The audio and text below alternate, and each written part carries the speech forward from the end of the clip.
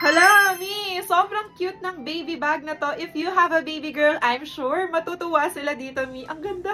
Ang cute! If you have a baby girl, mga Mi, mga 1-year-old pataas, lalo na kapag 2 years old, mabibit-bit niya na.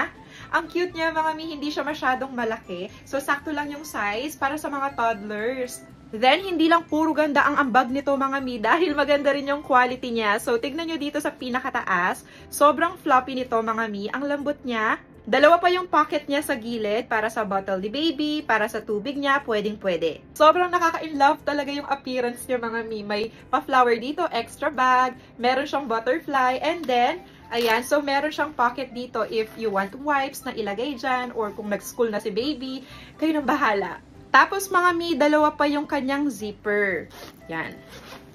Ayan naman siya sa loob, mga Mi, hindi masyadong manipis. Ang ganda ng quality niya, Mi. So, merong pocket dito and marami-rami na rin tayong mailalagay dyan.